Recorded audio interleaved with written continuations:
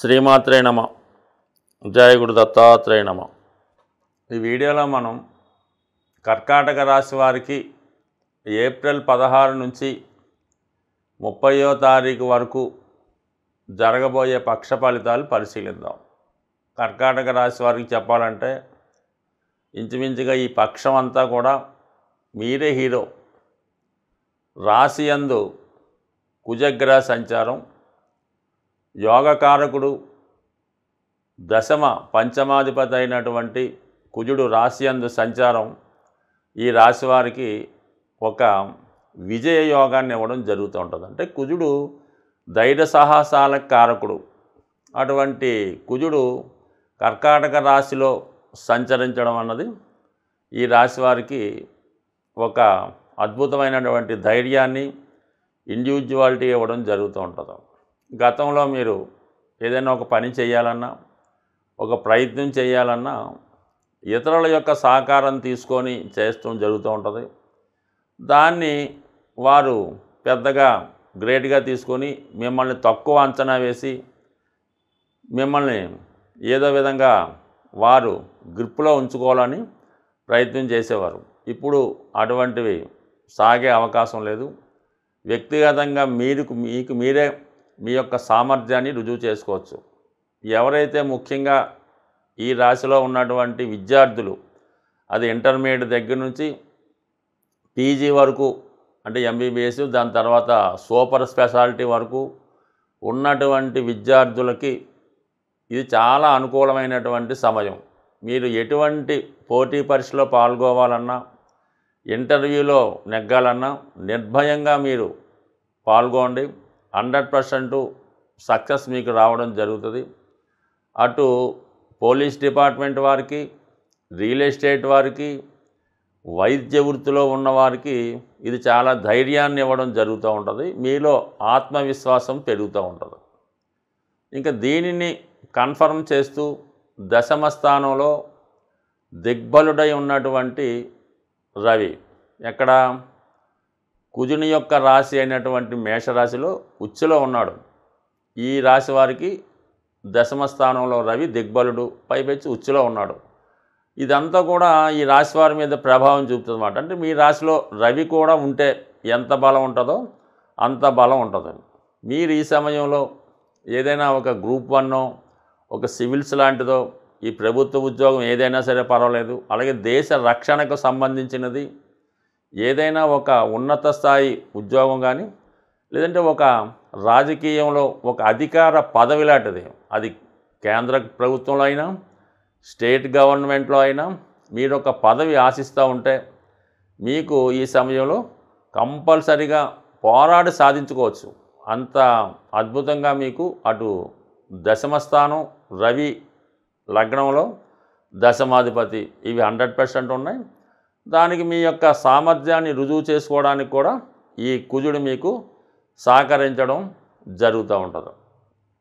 ఇది పక్కన పెడితే గురువు, ఏకాదశ స్థానంలో గురువు. ఇది ఎన్నో పుణ్య ఫలితాలు చేసుకుంటే తప్ప ఏకాదశంలో గురువు రావడం అన్నది, అంటే ప్రతి వాళ్ళకి గురువు వస్తూ ఉంటాడు, కానీ ఎవరైతే మంచి పనులు చేసుకొని దైవాన్ని నమ్మి నిస్వార్థంగా నిజాయితీగా ఉంటాడో వారికి మాత్రమే గురువు సహకరించడం జరుగుతూ ఉంటుంది. లేదంటే ప్రతి వాడికి గురువు 11లోకి వస్తుంటాడు, ప్రతి వాడు కోటీశ్వరుడు, లక్షాధికారి అయిపోతుంటాడు.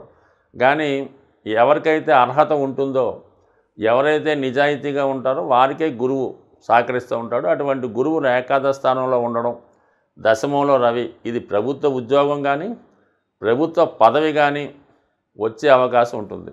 ఇక మీకు భూములు, స్థిరాస్తులు సరే అవి ఎటువంటి ఇబ్బందులు ఉన్నా, ఆస్తి పంపకాలు కాకుండా ఉన్నా, ఆస్తి విషయంలో ఇతరులు కబ్జాలు చేసి ఉన్నా మీ ఆస్తి మీకు తిరిగి రావడం జరుగుతూ ఉంటుంది.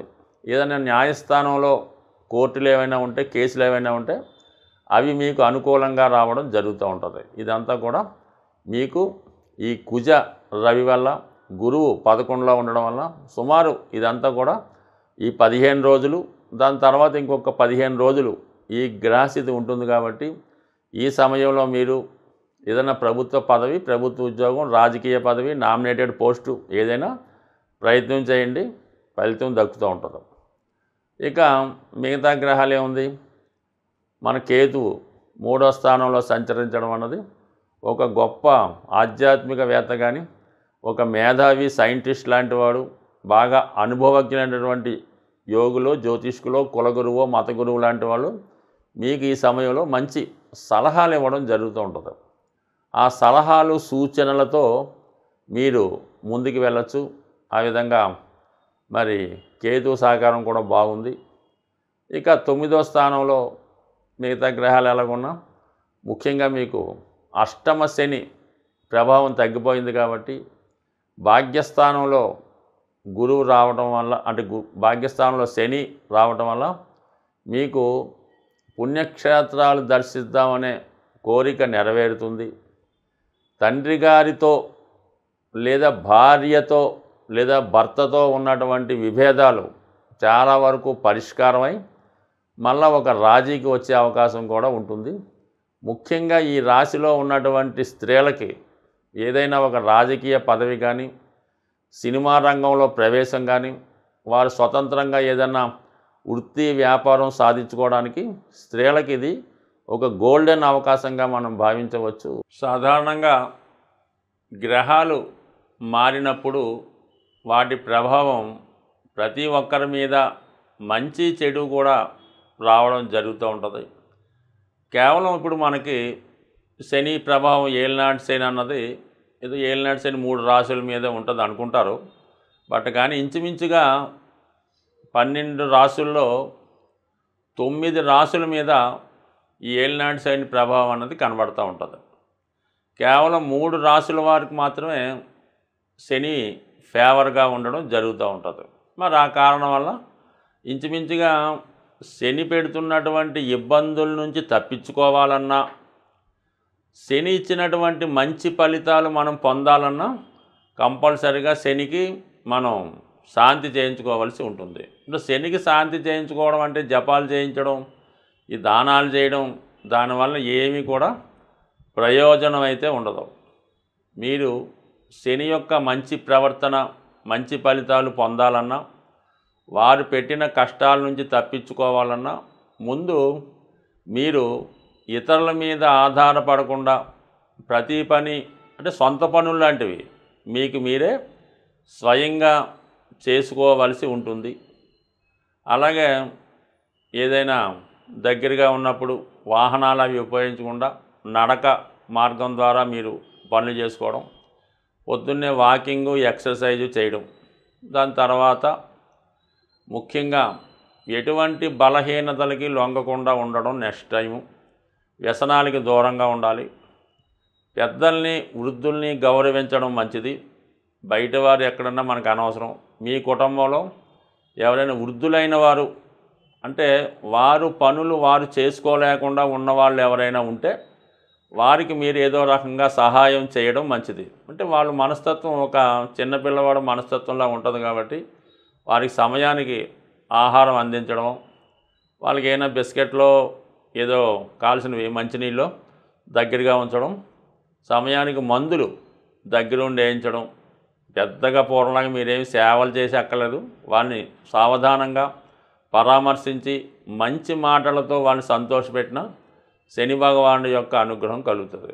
ఇంకా అవకాశం ఉన్న వాళ్ళు ఏం చేయాలంటే మన వృద్ధులకి, రోగులకి మందులు పంచిపెట్టడం. ఇప్పుడు చాలా ఉన్నాయిగా అనాథ శరణాలయాలు, వృద్ధాశ్రమాలు, ఓల్డ్ ఏజ్ హోములు. గతంలో హైదరాబాద్లో ఎక్కడో ఒకటి ఉండేది. ఇప్పుడు ప్రతి కాలనీలో, అంటే ఇంచుమించుగా ప్రతి ఒక్క ఏరియాలో ఈ ఓల్డ్ ఏజ్ హోమ్ అన్నది పెట్టడం జరుగుతూ ఉంది. ఇప్పుడు బిల్డింగులు పెద్దగా కట్టి అనాథ శరణాలయానికో లేదంటే ఓల్డ్ ఏజ్ హోమ్కి అద్దె ఇవ్వడానికి చాలా బ్రహ్మాండంగా నడుస్తున్నాయి. అందువల్ల అటువంటి వృద్ధాశ్రమానికి వెళ్ళి వాళ్ళకి మెడిసిన్స్, అవసరమైనటువంటి మందులు ఇవ్వడం వల్ల మనకి కూడా అంటే ఏదన్నా ఏ గ్రహమన్నా అనుకూలిస్తుంది కాబట్టి ఆ సేవాభావంతో ఉండండి. మీరు సంపాదించే సంపాదనలో ఒక 0.5% ఖర్చు పెట్టినా చాలు. ఆ విధంగా చేసుకోండి. అయితే మీరు ఈ రాశి ఫలాలు విన్నంత మాత్రం చేతో లేదా ఏదైనా మంచి జ్యోతిష్కుడి దగ్గర జాతకం చెప్పించుకుంటేనో మీ జీవితం అయితే ఎట్టి పరిస్థితుల్లో మారదు. పైపెచ్చి ఏంటంటే వాళ్ళు బాగుపడతారు తప్ప మిమ్మల్ని మార్చే శక్తి ఆ జ్యోతిష్కుడి దగ్గర ఎట్టి పరిస్థితులు కూడా ఉండదు. అందువల్ల మీరు జాతకం చెప్పించుకుంటే జీవితం మారిపోద్ది, పెళ్ళిళ్ళు అయిపోతాయి, ఉద్యోగాలు వచ్చాయి మాత్రం ఒట్టి భ్రమ. మీరు వారు చెప్పినట్టు నడుచుకొని ఏదైనా ఆ పరిహారమో ఆ ప్రయత్నమో చేయడం వల్ల మీ జాతకంలో యోగం ఉంటే అది వస్తుంది తప్ప ఉద్యోగం రావడానికి ఒక హోమం, లేదంటే ఒక ఉంగరం, పెళ్ళి కావడానికి ఒక హోమం, ఒక ఉంగరం ఇలాగేమీ ఉండవు. బట్ ఇదంతా ఒక అపోహ మాత్రమే. మీ జాతకంలో ఉంటే ప్రయత్నం చేస్తే, అంటే జ్యోతిష్యుడు ఎంతవరకు చెప్తాడు, అబ్బాయి ఈ సమయంలో బాగుంది, ఈ గురుబలం వస్తుంది కాబట్టి ఈ పెళ్లి ప్రయత్నం చేసుకోండి, ఈ రవి బలం బాగుంది కాబట్టి ఏదైనా గవర్నమెంట్ సర్వీస్ ప్రయత్నం చేసుకోండి, రావచ్చు, అంతవరకే చెప్తాడు తప్ప ఆ జాతకుడు ఉద్యోగం చేసి పెళ్ళిళ్ళు చేస్తే వాడు బ్రహ్మాండంగా ఏ లెవెల్లో ఉంటాడు. కాబట్టి మీరలా అత్యాశగా పోకుండా ప్రయత్నం చేసుకుంటేనే ఫలితం దక్కుతుంది. స్వస్తి.